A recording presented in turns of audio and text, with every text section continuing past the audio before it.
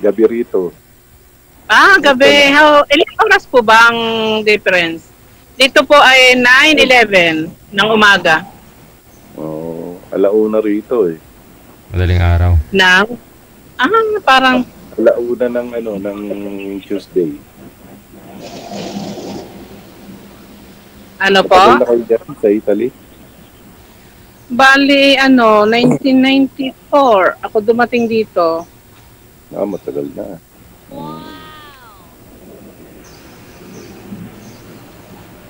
Musta naman dyan ang buhay?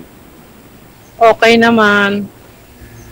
Napapagod din kasi OFW eh. Laging pagod. Ang tambay nga, napapagod pero walang kita. Okay lang ho yan, ma'am. Kumikita ka naman eh. Oo naman. Kaya lang nakakapagod na yung araw-araw ganun yung buhay mo. Tapos wala ka pang asawa, no? Okay lang ho sana yun kung may asawa ka. Di baling pagod, no? Wala nga eh. May po kayo, sir? Hiwalay kayo sa asawa or ano? Byudo ako. Byudo ako. Byudo? Byudo ako. Byudo ako.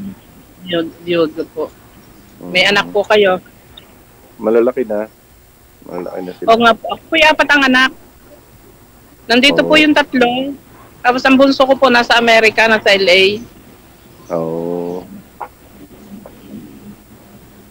May anak pa po akong binata na 39, magti-39 years old. Nandito din po siya. That's good. May kasama ka dyan. Opo, pero namumuhay po ako mag-isa. Pero mag-isa lang ako sa aking bahay. Pero malapit lang ako sa mga anak ko. Walking distance lang. Kasi may mga pamilya na yung 2 babae ko. May kanila silang apartment dito. Tapos yung binata ko, may kanya ding yun. Pero kami po ay yung every Friday or Saturday night magkakasamang mag-iina. Matanong ko, ilang taon na po kayo? 58 na po ako. 58. Matanda na. Ako 58 ako eh. Siya na. Matanda na ako. Ako 58. Ako lang ako'y matagal nang nanonood kay DJ. Natatawa ako, sabi ko, try ko nga kaya na sumali. Nag-message ako kay DJ, sabi ko, wag mong i-live kasi baka makita ng mga anak ko magagalit sa akin. Bakit may pagsali pa dyan? 58 din ho ako. Siya 58 ako. Matagal na rin ako nanonood kay DJ Jel kahit nung buhay pa yung misis ko. Nanonood kami dati. So ilang years na po kayo, sir, na byudo? 3 taon mahigit na. Sabi nung nanonood kami dati kay DJ Jel, tuwa kami sa mga napapanood namin. Tapos sabi niya sa akin Lad, sumali ka kaya dyan? Sabi niya. Kaya yun. Ako po kay DJ natutuwa. Kagaling kumanta niya, kagwapo. DJ, avid fan mo ako. Matagal na pala kayo sa Italy. 1994 ako dito dumating. 28 years old lang ako noon. May train. Diyan na rin kayo magre-retire. Diyan na rin kayo magre-retire. Hindi naman. Wala lang kasi nga akong kasama sa Pilipinas. Kaya nandito nga mga anak ko. Kaya siguro pag nag-60 ako, sa Pilipinas ako mag-60, malapit na. Doon muna ako. Ano kaya yung magigay? Parang Ngayon nasa Kalye ako Train. Tapos pabalik-balik na lang ako dito kasi nandito mga anak ko. Isang lapit pa sa kamera ng tainga mo, ma'am. Eh, kuton ko talaga yan. Hindi naman kuton buds to. Hindi Ilulipap ko talaga. Hindi ako dito, sabi ko nga sa mga anak ko, hindi ako dito mamamatay. Uuwi ako sa sarili kong bayan. Na ako'y pwede pang maghikap, magala. Taga saan po ba kayo pala? Sa sa Tondo ako lumaki. Ako po'y Batanggenya. Sa may Tayuman, pero ang father ko Batangas, ang mother ko Sambales. Saan po sa Batangas ang tatay niyo? Sa Bawan. Mabini po ako, kung alam niyo ang Mabini. Sunod sa Bawan. Yeah.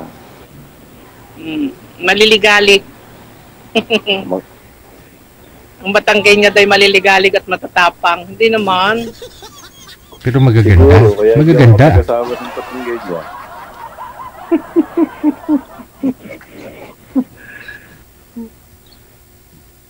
Wala kasi akong kasama sa amin. Nabantay na din yung mother ko. Pero nung buhay pa yung mother ko, every year umuwi ako. Pero nung mamatay ng mother ko, hindi na ako 5 years na akong, last year ako umuwi, pero 4 years bago ulit ako umuwi. Mahirap yung wala ng magulang dahil wala ka ng Ganun niya. Kumbaga sa solo ka na lang sa buhay, ganun. Oo, tapos narito nga yung mga anak ko, nandito yung mga apo ko. Walang kaya hindi nila ako payagang mag-stay ng Pilipinas ng matagal. Mabuti may mga kamag-anak kayo dyan, may mga anak kayo. Dito po, meron naman. Ikaw, sino balak po kayo mag-for good dito sa Pilipinas? Sino? Ako? Opo. Alam mo, madali magplano, DJ pero kung susumahin mo sa tagal ko na rito, almost 30 years na rin masarap tumira sa Pilipinas kung tumira, pero ang iisipin mo yung healthcare lalo na pag nagkakaedad ka na. Oo nga po. Diyan sa Pilipinas kasi every year naman nauwi ako, pero yung titira na dyan na mag-for good pwede, pero i-consider mo yung healthcare. Ganun din po. Kahit na marami kang pera dyan, pag nagkasakit ka o kaya labas-pasok ka sa ospital, kahit magkanong ipon mo, unless talagang milyonaryo ka, ganun. Diba? Oo nga. Saka may impluwensya. Oo. Diyan po kasi sa Canada, priority din kasi yung health, di ba? Yun kasi yung priority. Oo, yung kahit na gusto mo nang umuwi ng Pilipinas, mapipilitan ka ng bumalik, mag-stay dito, lalo na nandito na mga anak ko, mga apo ko, mga kapatid ko, lahat kami nandito na, wala na akong uuwian sa Pilipinas. So babakasyon na lang. So every year na lang, kung kaya mong bumiyahe. Pag hindi na kaya, di wala na tayo magagawa. Yan ang buhay sa abroad reality yan kahit na gusto mo nang umuwi, unless mga healthcare. Siguro kung may kapatid akong isa man lang dyan, uwi ako. Wala wala. So nagbabakasyon po kayo dito, sir? Ang inuuwian ko po yung mga pamangking ko. Ulila na po yung mga pamangking ko. Namatay na yung mga kapatid ko. Kaya nauwi din ako para makita sila. Sa'yo, sir, saan po kayo nagsistay pag magbakasyon po kayo dito sa Pilipinas? Diyan sa Quezon City, yung tower dyan, sa may SM. Yung pong Ipina Tower? Yung grass. Okay. Dito sa Sabi North EDSA. North EDSA.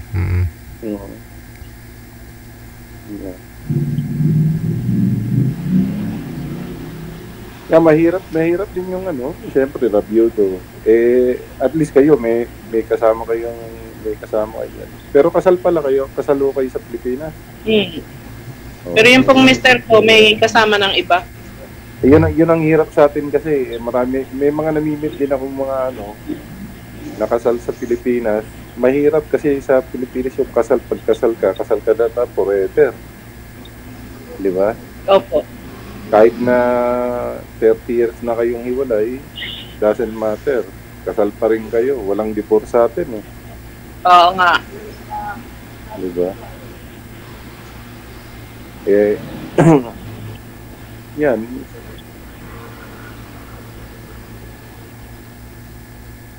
So, kailan kayo huling umuwi ng Pilipinas? Ano po? Kailan kayo huling umuwi ng Pilipinas? Last year. Oh. Na Kaya to masarap- 45 days lang naman ako. Kasi namatay yung brother ko dito. Iniuwi ko siya. Yeah, masarap yung pauwi-uwi na lang hanggat kaya. Mm. Kasi mahirap na rin mag-settle sa atin eh. Wala nang pamilya ron, wala na akong magulang din. Ang tsaka ano nga po yung pero kung iniisip yung dito din libre yung healthcare, may ano kami, libre kami dito. Pero malimit, ang tagal naman ng mga ano pa kahit naghihintay ng mga sa mga schedule ng hospital, ang tagal. Depende siguro sa kaso. Dito kapag Kailangan mo magpa-emergency para madali kang anuhin. Yeah. Ano, Pero kung regular mga check-up lang, talaga maghihintay ka. Yeah. Iyan nga Ano nga sinasabi- pangalan mo? Rod, Bobot. Rod. Yeah. Bobot Bobot. Rod Bobot. Yeah. Akala ko palayaw talaga yung bobot, sir. Yun po talaga rin Ayun mo. ang palayo ko yung Bobot. Ah, okay. Yeah. Wala pa ako kayong tulog yan, sir. Kasi Ha? alauna madaling araw. Naka-idlip naman ako kanina. Naka-idlip naman ako kanina. Eh, nakita ko nag-live First time niyo pong sumali dito. First time to sumali.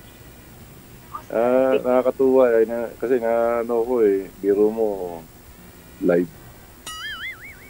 Napanood ko mundo. Ang dami pala, DJ, dami ng iyong mga followers na friend ko na nandito sa Italy. Nakita ko sila. Makikita ko nila pag nanonood. Oo. At least may mako-comment talaga sila. Malay mo, baka magkatuluyan ho kayo ni sir. Kasi ayon sa mga viewers natin, netizens, may match daw kayo sa mukha, sa edad. Tsaka umaga sa'yo, ma'am, kay sir gabi. Hindi, kahit ako naman, hindi naman sa ano, kahit ako ay hiwalay sa aking ex-husband, kung magkakaroon ako ng karelasyon, sabihin natin, okay lang naman sa mga anak ko. Basta yun daw, lulukuhin. Ang hinahanap ko sa karelasyon. Yung pwedeng ako ay yung makasama hanggang sa pagtanda ko. At yun din naman ang gusto ko. Ayaw ko nang sa ganito din namang edad. Hindi, dito kasi madami din naman dito eh. Pero hindi ako nag-boyfriend dito. Namuhay ako mag-isa lang, sir, dito. Na 2016, nung humiwalay ako sa mga anak ko, ako lang mag-isa talaga, walang iba. Pero, kahit LDR sasabihin ko totoo, nagkaroon ako ng LDR. Binata siya.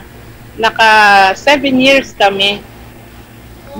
Pero, nagkaroon siya ng iba. Hindi pa Hindi ko siya niloko kapag lang. Hindi kayo nagkita, ma'am, sa 7 years? Nagkikita kami. Pag nauwi ako, nauwi din siya. OFW din siya. Pero, binata siya eh. Tinanggap siya ng mga anak ko, tinanggap siya ng buo kong pamilya. Pero, dumating din yung time, siyempre binata siya, malayo ako. Naghanap siya ng iba na pwede niyang makasama. Nakikita kami, merong 2 times, sa 2 years ay 1.5 months.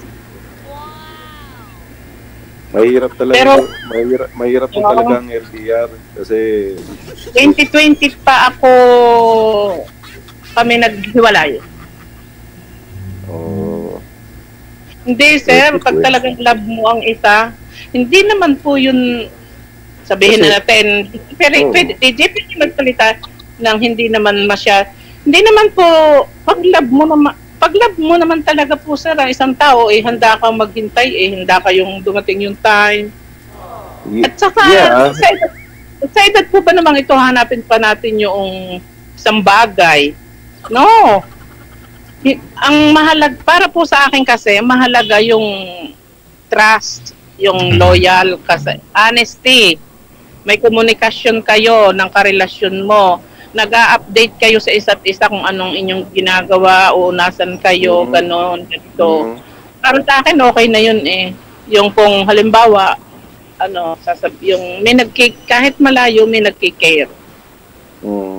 Ilang taon na po ba yun, ma'am, yung naging boyfriend nyo kasi binata pa? 48 na.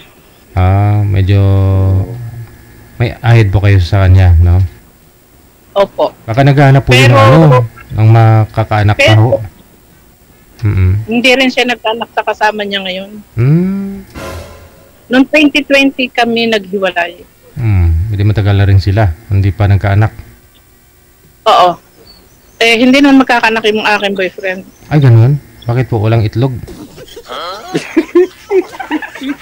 Ay, ganun.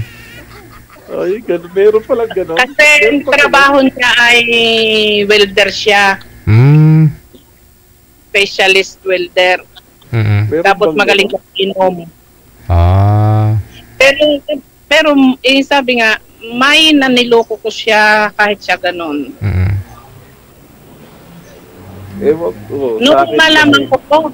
Nung malaman ko na mayroong ang nag-text sa akin yung babae, nagtumanggi siya, sabi niya, umuwi ka dito, ayusin natin ang problema. Hindi na ako umuwi. Once na ako niloko mo, hindi mo na ako... May lamat na, no?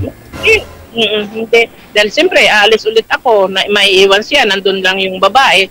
Alam ko, iisipin ko na nagkikita pa rin kayo, di ba? Magugulo lang. Pati isip mo. Papiktuhan pa kayo. Kaya hindi na lang ako umuwi para makipag-ayos sa kanya. Hindi na. Yun nga yung yun ang talagang ng LDR. Kaya parang parang yung mga nagsa-Saudi, mga ganun ba Ang LDR, hindi 99% na hindi nagwo-work talaga. Kaya sa dami ng mga OFW kahit anong araw pa ang mother ko original OFW noong 1970 sa Libya pa Pero karamihan ng mga OFW kakilala o naririnig mo, most of them nasisira ang buhay. Dahil kapag kalayo Dahil kaya siyempre kapag nakipagrelasyon ka na sa tao, gusto mo na kasama mo araw-araw. Hindi yung LDR. Kasi bakit ka pa makikipagrelasyon kung hindi mo kasama? Yun, sa akin lang yun. Kasi kayo, ang point nyo, kahit na magkalayo, basta may trust. Nandun na yung trust. Pero siyempre, sa'yo yun. Yung sa isang tao, siyempre, hindi naman kayo pareho ng isip. Di ba? Oo nga po. Oo nga. Pero sir, ang aking ex-husband ay nandito din dati. Magkasama kami. Pero nasira ang pamilya ko. Ako po ay nag-asawa, nagpakasal ako sa aking husband nang ako 16 years old, siya ay 31. Nandito kami pareho, kinuha ko mga anak ko, pero nasira pa rin kami.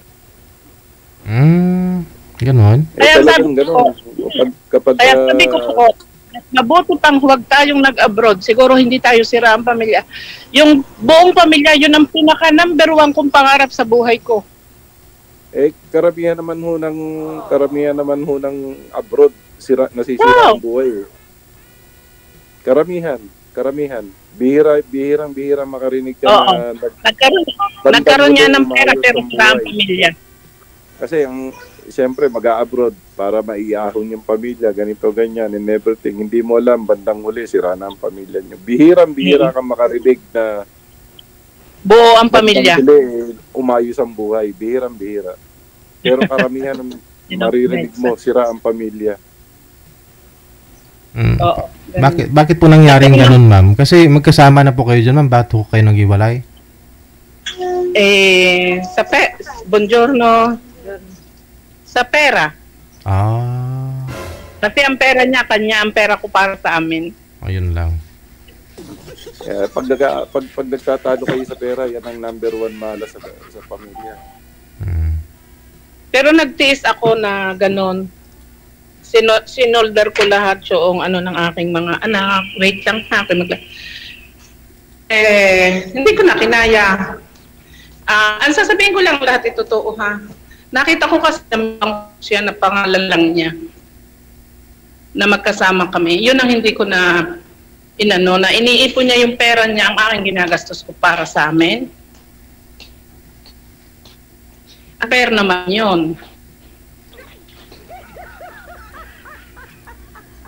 Tama kayo. Ang pera, basta pinag-awayan na ng mag-asawa, mahirap na.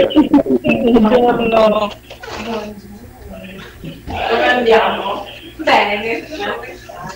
Nasa ano na ako, DJ? May trabaho po kayo, ma'am? Yes. Okay. Sige, no problem. Ay, importante, Okay, para si sir matulog na rin, no? Connected naman na kayo anytime, pwede nyo po tawagan ng isa't isa. Oh, nice to meet you. Sige. Maraming salamat. Good luck po. Connected na po kayo. Tuloy-tuloy lang po yan. Pag may free kayo, pwede nyo ipagpatuloy yung pag-uusap. May free time kayo pareho. Salamat. Thank you. Thanks po. Okay.